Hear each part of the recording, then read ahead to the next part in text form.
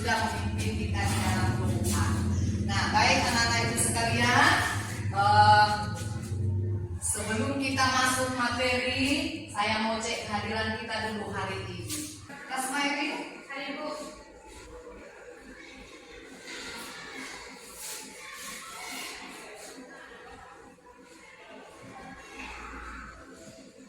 Wahyu. Hari ini. Novita. Oke, hadir semuanya ya. Baik, terima kasih. Jadi anak-anak ibu, terima kasih untuk kehadirannya hari ini.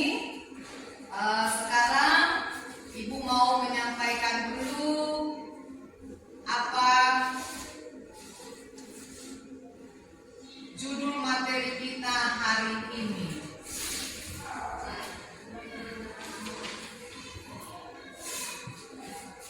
Bisa dilihat? Bisa. Apa judul materi kita hari ini? Gereja dunia. Oke, sebelum kita mendalami materi kita hari ini, ibu mau tanya dulu, apa materi kita minggu lalu? Tugas-tugas Tentang apa? Tugas-tugas gereja. Tugas-tugas gereja. Jadi hari ini lanjutan dari materi kita minggu lalu, sehubungan juga dengan gereja dan dunia.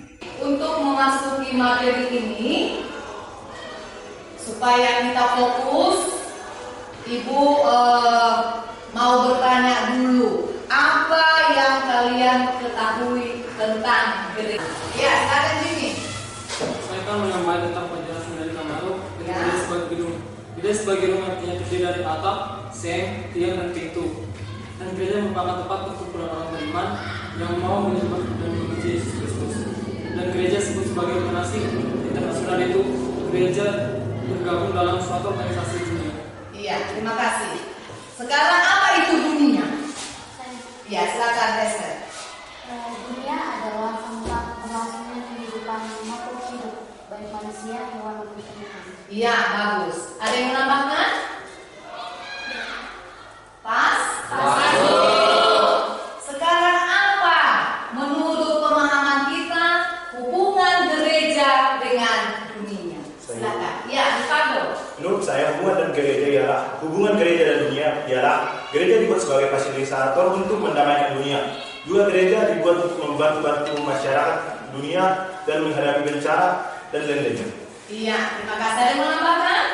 Ya, silakan Jimmy. Hubungan gereja dengan dunia yang tetap dicetuskan oleh sebuah ensiklopedia itu di Italia, itu tentang bagaimana membangun dunia, yaitu dengan lebih baik, damai, dan tidak ada konflik antar agama di setiap agama yang dirupakan. Iya, terima kasih. Ada lagi yang menambahkan? Sudah ya, sudah cukup paham ya? Jadi kalau ditanya itu gereja, kalau dari segi bangunannya, itulah satu tempat. Kalau dilihat dari segi di luar dari gedung itu, kita juga boleh sebagai gereja. Kemudian dunia itu mencakup luas. Jadi kalau kita ditanya semua satu persatu, ini pasti berbeda-beda pendapat kita tentang apa itu gereja dengan dunia dan bagaimana hubungannya. Yang pastinya hubungan gereja dengan dunia itu sangat berkaitan erat, tidak bisa dipisahkan. Gereja itu bagian dari dunia. Dunia itu dipenuhi salah satunya oleh gereja. Jadi di situ sudah kelihatan hubungannya yang sangat erat, tidak terpisahkan. Nah, sebagai motivasi bagi kita, ya, motivasi bagi kita bahwa supaya lebih jelas, ada motivasi bagi kita di sini. Ini bisa menjadi motivasi bagi kita berdoa dan berkorban. Apa artinya di sana?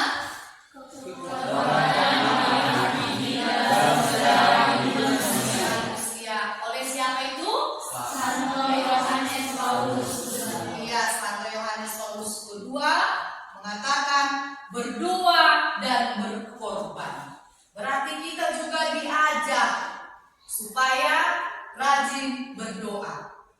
Tidak cukup hanya berdoa, berarti kita juga harus rela berkorban. Iya, sebagai anggota gereja, anggota dunia, kita harus bersedia melakukan dua hal itu yang disampaikan oleh si Santo Yohanes Paulus kedua. Katanya berdoa dan berkorban adalah kekuatan yang paling hakiki dalam sejarah hidup manusia. Artinya, sepanjang hidup kita di dunia ini, berarti kita tidak lepas dari dua hal ini. Ya, berdoa dan berkorban. Kemudian ada di bawah, ada lagi kalimat di bawah, bisa dibaca anak ibu? Jangan berhenti berdoa, karena dalam doa kita menemukan kekuatan dan penghiburan. Benar, jangan berhenti berdoa. Inilah sebagai motivasi juga bagi kita, mungkin selama ini hidup kita selalunya penuh dengan doa, selalunya kita ingat berdoa.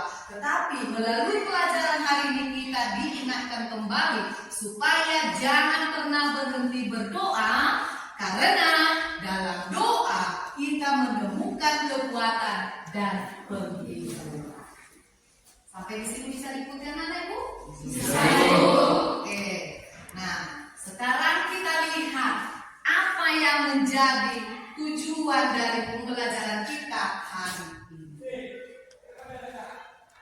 Tujuannya, peserta didik mampu memahami hubungan gereja dan dunia sehingga pada akhirnya dapat mengambil bagian dan merefleksikannya dalam kehidupan sehari-hari di dalam masyarakat. Coba sama-sama anak ibu membacakan apa tujuan pembelajaran kita hari ini.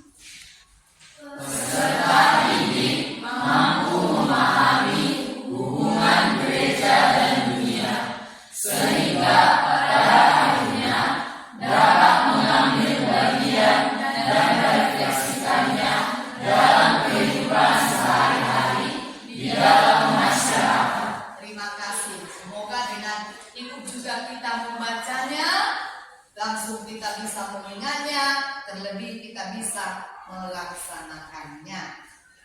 Nah, sekarang kita lihat pembelajaran kita tentang pandangan gereja tentang dunia setelah Konsili Vatikan II. Silakan. Pandangan gereja tentang dunia setelah Konsili Vatikan II. Dunia dilihat sebagai seluruh gelar-gelar manusia dengan segala yang ada di sekelilingnya. Dunia menjadi pentas berlangsungnya segala umat manusia. Dunia ditandai oleh kesalahan-kesalahan manusia dengan segala kesalahan dan kemenangannya. Dunia dipelihara oleh cinta kasih Tuhan. Dunia yang telah jatuh ke dalam dosa telah dimerdekakan oleh Kristus yang telah disalibkan dan dibangkitkan pula untuk menghancurkan kekuasaan setan, agar dunia dapat kembali sesuai rencana Allah dan dapat mencapai kesempurnaan. Terima kasih. Tepuk tangan untuk kita semua. Anak ibu. Nah, setelah kita melihat bagaimana sebenarnya hubungan gereja dengan dunia itu, setelah Konsili Vatikan II mungkin sudah ada di pikiran anak-anak ibu gambarannya bahwa gereja dengan dunia itu memang benar-benar tidak dapat dipisahkan. Nah, setelah kita melihat pandangan gereja tentang dunia, sekarang mari kita lihat masalah-masalah yang dihadapi oleh dunia. Ada perang, kita lihat gambarnya di sana, ada dua gambar.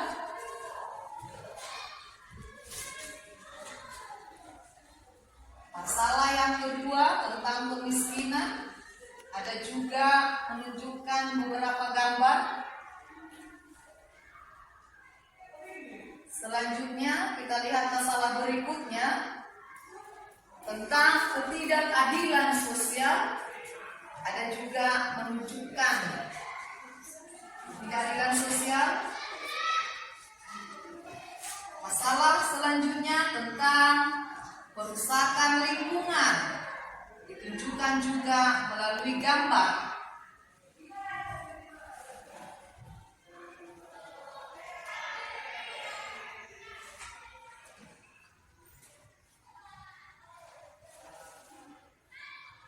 Dan masalah yang terakhir yaitu tentang perkembangan.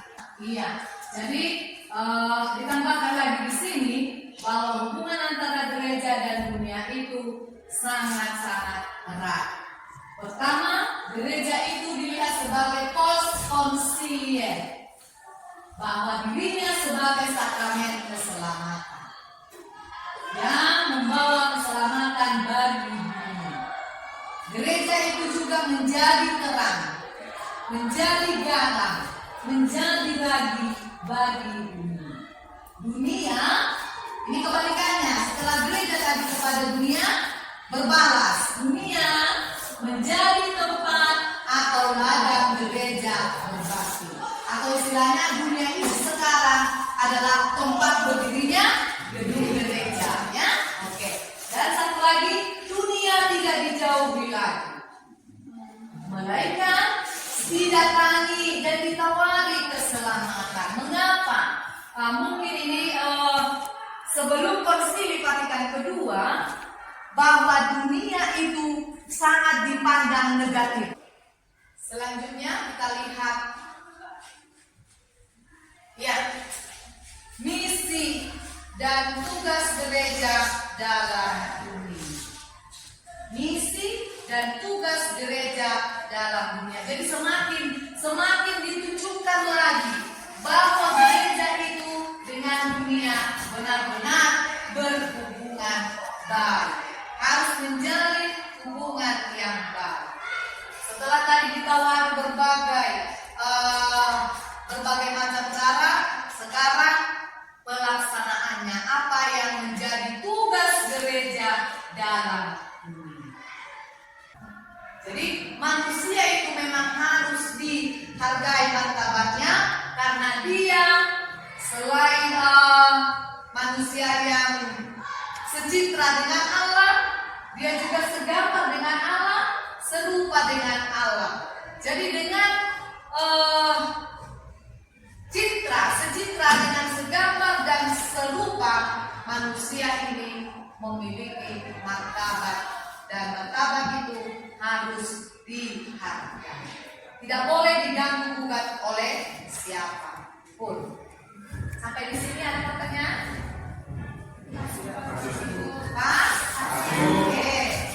Nah, jadi dari awal tadi materi kita mulai ditunjukkan bagaimana hubungan gereja dengan dunia itu sampai kepada misi dan tugas gereja ini.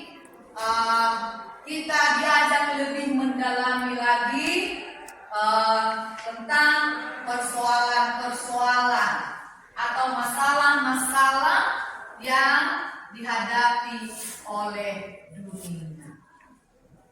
Ya, setelah kita tadi melihat, mengamati sejauh bagaimana hubungan gereja dengan dunia, kita sekarang diajak untuk memikirkan atau mengatasi bagaimana mengatasi sesuatu masalah yang terjadi di dalam dunia ini.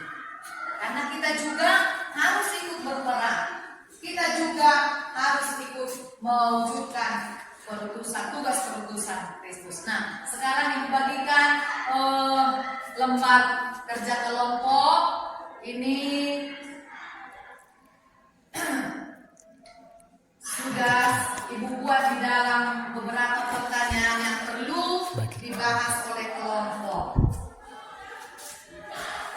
sehubungan dengan permasalahan yang dihadapi oleh dunia.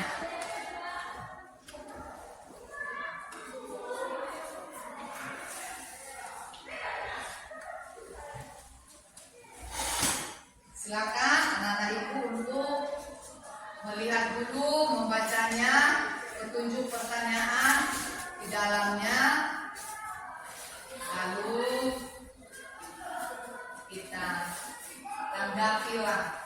Masing-masing kelompok harus aktif, harus semua bekerja sama untuk memecahkan masalah. Silakan anak-anak ibu.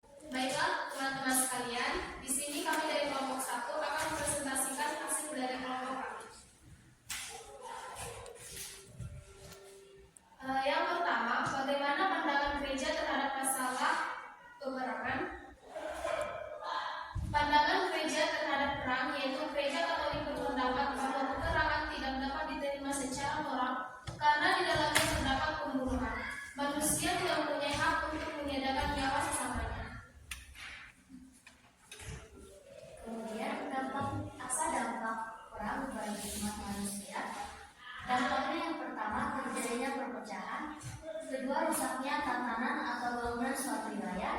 Dan ketiga, adanya perangkutan nyawa dalam jumlah yang banyak. Selanjutnya, apa yang menjadi pemicu dari peperangan? Pemicu terjadinya perang yang pertama, rasa ingin berkuasa dan menguasai antar sesama manusia. Yang kedua, konflik berkelanjutan. Dan yang ketiga, perbedaan kepentingan.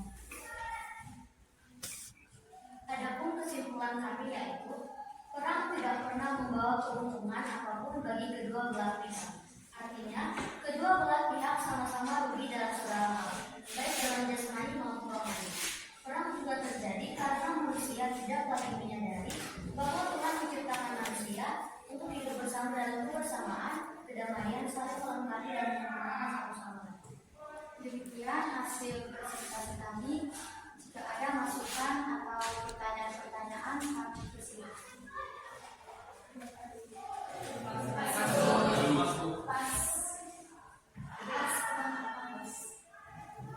Oke, demikian atas perhatiannya kami ucapkan terima kasih. Masalah kemiskinan adalah masalah klasik dunia, dan gereja pun memandang dunia sebagai tempat manusia melakukan dosa, kejahatan, dan hal-hal lain.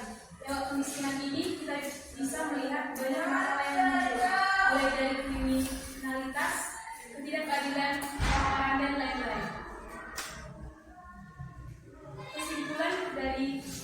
Kesimpulan pengamatan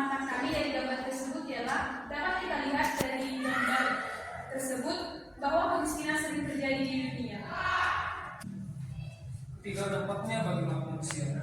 Dampak kemiskinan bagi umat manusia, yaitu yang kurangnya kesejahteraan bagi umat manusia, tidak mampu memenuhi kebutuhan dasar seperti kebutuhan primer, sekunder, dan tersier, dan bahkan pendidikan. Kemiskinan menyebabkan banyaknya manusia yang terjadi dan terjangkit penyakit sampai kematian.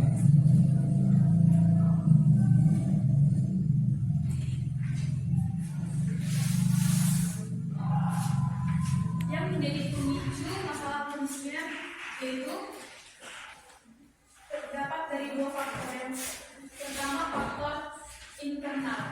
Faktor internal terbagi menjadi dua, yaitu faktor ekonomi dan sosial.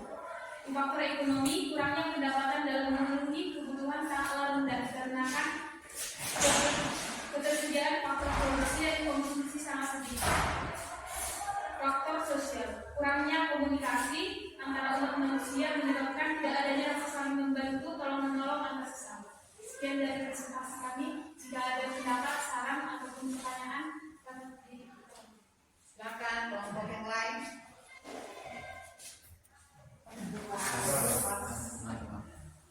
Pas. Tepuk tangan buat kelompok.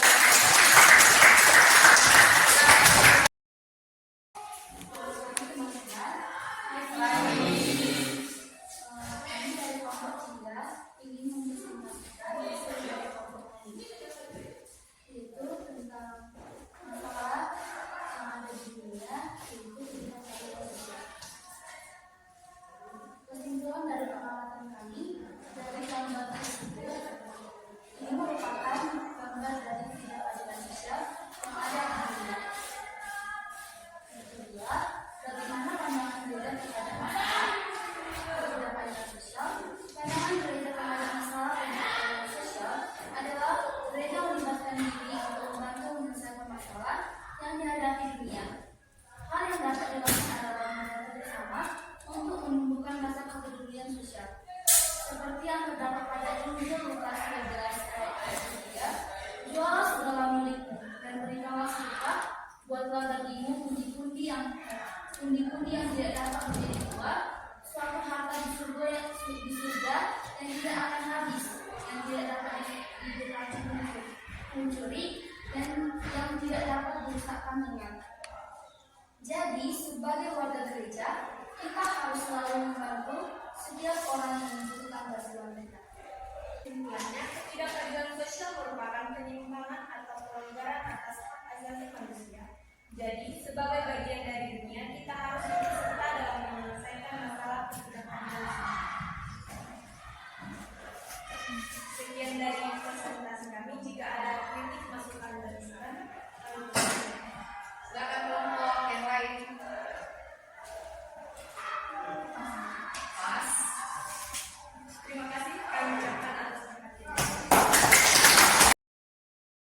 Dampak kerusakan lingkungan bagi manusia yaitu terjadinya bencana alam, berisiko pada kondisi kesehatan seperti asma dan kanker, krisis ekonomi karena kondisi alam yang rusak, terutama pada orang yang mengalami mencari hingga serta dapat terjadinya kembali. Hingga dalam permasalahan ini, gereja dapat untuk mengajak umat manusia untuk tetap menjaga dan melestarikan segala sesuatu yang ada di dunia dengan cara melakukan revolusi, mendalamai lawan batas dan menerima energi. Karena dunia juga menjadi tempat pembangunan kerjaan. Kesimpulannya adalah kerusakan lingkungan disebabkan oleh aktivitas manusia yang tidak ramah pada lingkungan seperti kerusakan hutan hingga menimbulkan perubahan pada lingkungan, dan hal tersebut dapat menyebabkan terjadinya bencana alam. Sehingga upaya yang dapat kami sampaikan untuk pelestarian lingkungan yaitu: pertama, menyeimbangkan hubungan antara manusia dan alam agar tercipta sebuah sistem yang berkelanjutan. Yang kedua, tidak membuang sampah sembarangan. Yang ketiga, menanam pohon. Yang keempat, menghemat energi. Dan yang terakhir, memakai produk daur ulang. Demikian presentasi dari kelompok kami. Jika ada pertanyaan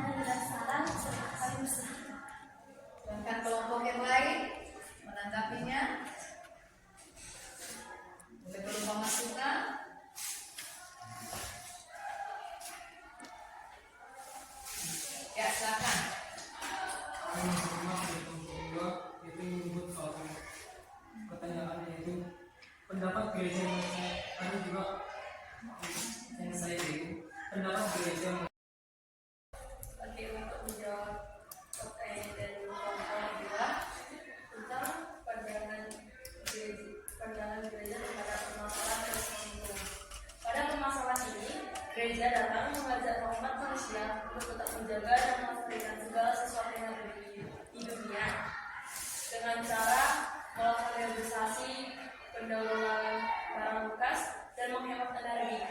Karena dunia menjadi tempat atau ladang gereja untuk berbakti. Terima kasih semuanya. Aku senang sampai nanti. Silakan kelompok yang terakhir, kelompok 5. Silakan kelompok 4. Selamat pagi semuanya. Kami dari kelompok 5 akan mempresentasikan hasil diskusi kelompok kami mengenai perkembangan iptek. Yang pertama, kesimpulan kami dari pengamatan mengenai gambar ini. Kesimpulannya adalah dengan adanya iptek membuat seseorang atau manusia kurang melakukan interaksi sosial. Yang kedua, bagaimana pandangan gereja terhadap masalah tersebut? Pandangan gereja mengenai masalah ini adalah orang beriman dapat menggali dan menggunakan teknologi sesuai dengan nilai-nilai moral dengan menaati dan bertanggung jawab atas standar-standar Tuhan. Yang ketiga, dampaknya bagi manusia. Dampak iptek bagi manusia terbagi menjadi dua. Salah satunya itu dampak positif. 1. Meringankan berbagai masalah yang dihadapi manusia. 2. Membuat segala sesuatunya menjadi lebih mudah dan cepat dan efisien. 2. Dampak negatif. 1. Merusak moral karena terdapat konten negatif. 2. Membuat manusia menjadi malas akibat itu. Yang keempat, apa yang menjadi pemicu dari masalah tersebut? Pemicu dari masalah ini adalah yang pertama, adanya rasa malas seseorang sehingga menciptakan teknologi yang dapat menggantikan dirinya bekerja. Yang kedua, kurangnya interaksi sesama manusia akibat terlalu aksi menggunakan iptek. Sekian dari hasil presentasi kami. Jika ada teman-teman yang memberikan pertanyaan atau saran, Apa dampak positif dari iptek pada perkembangan gereja?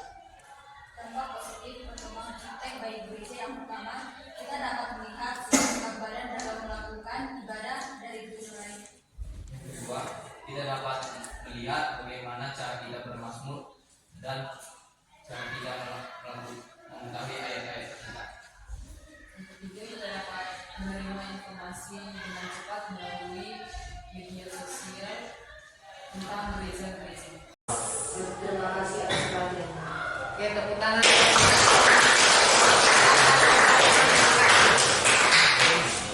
Oke, supaya lebih senang kita tepuk tangan untuk kita semua.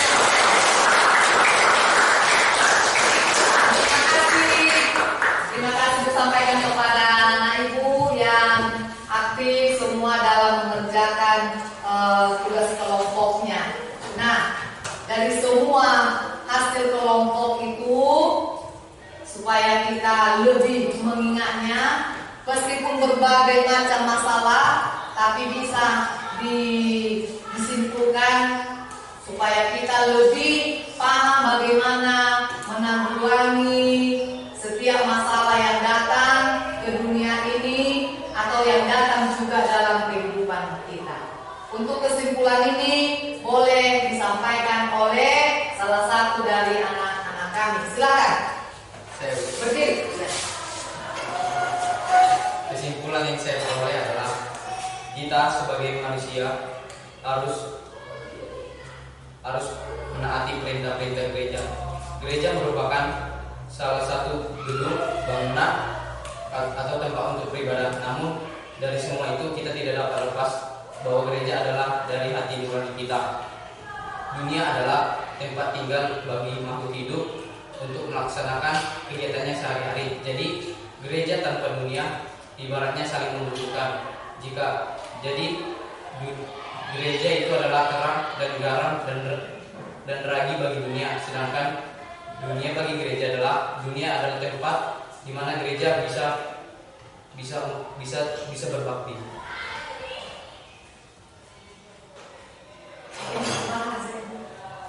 Sekian kesimpulan saya. Terima kasih. Terima kasih Bu Asri. Jadi perlu Ibu tegaskan kembali, kita jangan lupa di tujuan pembelajaran tadi di awal sudah disampaikan, dengan memahami hubungan gereja dan dunia berarti kita turut berperan andil dalam tugas-tugas gereja maupun tugas-tugas dunia. Kita sebagai anggota gereja sekaligus anggota dunia ini yang sudah memperoleh pembaptisan berhak untuk melanjutkan tugas perutusan Kristus, yaitu mewartakan kerajaan Allah kepada seluruh dunia. Kita bisa menjadi garam di antara semua orang. Di mana kita berada, kita boleh menjadi garam. Kita boleh menjadi terang, kita boleh menjadi rapi. Artinya kita bisa menjadi berkat bagi semua orang. Nah, jadi kita juga melalui pembelajaran ini kita termotivasi. Dikatakan oleh siapa tadi? Santo Yohanes Paulus kedua mengatakan tadi berdoa dan berkorban. Nah, kita tahu tadi dalam membahas persoalan itu apa senjata kita yang paling utama, yaitu dengan berdoa. Kita doakan, kita juga sebagai anggota gereja harus ikut juga berperan mendoakan supaya negara kita, dunia kita ini, tempat tinggal kita ini aman, damai, sejahtera. Jadi sekali lagi kita sebagai anggota gereja sekaligus anggota dunia harus terus berdoa dan rela berkorban demi kebaikan bersama sebagai anggota gereja sekaligus sebagai anggota dunia. Sampai di sini boleh dipahami? Saya akan membagikan lembaran kerja kegiatan belajar anak didik kami. Nanti dibaca sebentar, kemudian boleh diberikan tanggapannya apa yang diminta di dalam lembaran tersebut.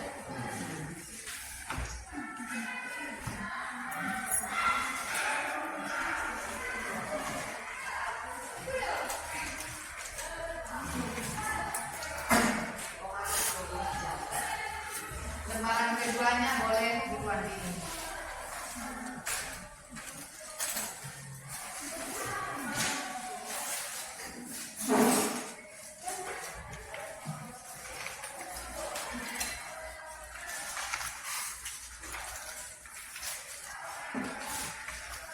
Oke, silakan anak-anak ibu untuk membacanya dan mengisi apa yang diminta di dalam lembaran tersebut. Silakan.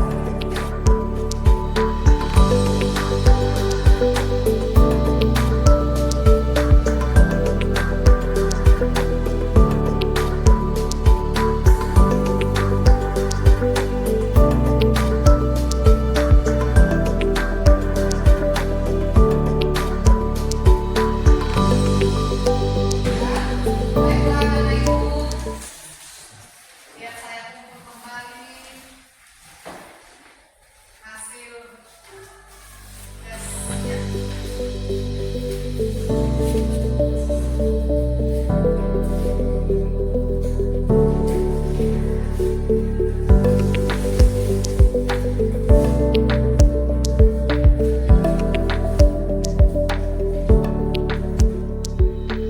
Anak ibu, kegiatan kita hari ini sudah hampir selesai. Tapi sebelum kita tutup dengan berdoa, nanti salah satu dari antara anak ibu memimpin doa. Saya kasih dulu tugasnya untuk teman kita selanjutnya. Ya, tugasnya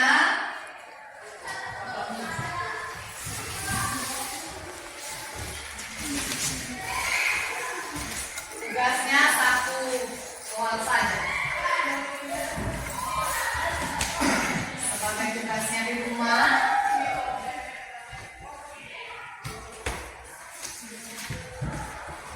jelaskan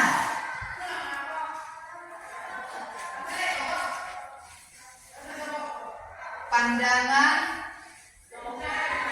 Konsili Vatikan II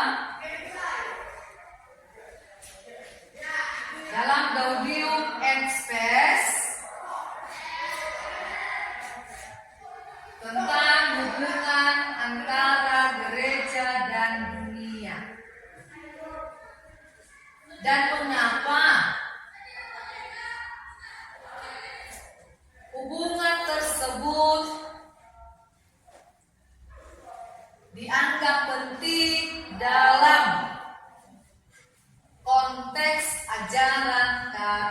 murid.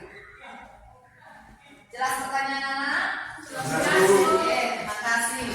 Itulah tugasnya di rumah. Pertemuan kita selanjutnya di situ kita akan membahasnya. Dianggap penting dalam konteks gereja ajaran Katolik. Dianggap penting dalam konteks ajaran Katolik. Sekian, terima kasih untuk anak-anak ibu. Sebagai slide terakhir, ini mungkin sebagai oleh-oleh kita ke rumah, pandang apa sebagai memotivasi kita untuk belajar di rumah. Ya, terima kasih dan selamat belajar. Jangan lupa berdoa dan bersedia untuk berkorban. Sekian dan terima kasih untuk hari ini. Sampai ketemu di pertemuan selanjutnya. Supaya kita pulang dengan aman, dengan selamat. Marilah kita dengan berdoa. Silakan ke depan.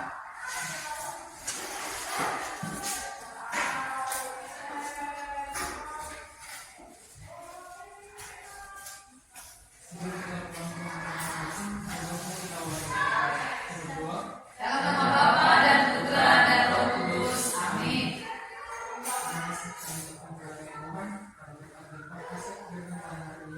Kami tidak siap melaksanakan pembelajaran ini. Kami pulang ke rumah masing-masing. Pendapat kami berjalan, bukan pandai makan dari makan raya dan kami sampai ke makan berbuat kedua kami. Tuhan banyak usaha yang kami berbuat banyak kamu. Setelah itu kita kasih berikan pada kami terutama. Berikan pajak Tuhan kepada orang tua kami maupun guru-guru kami agar mereka dapat mendidik kami ke dalam yang benar. Hari ini Tuhan kami Tuhan melalui putramu Yesus Kristus Tuhan kami. Amin. Amin. Dalam nama Bapa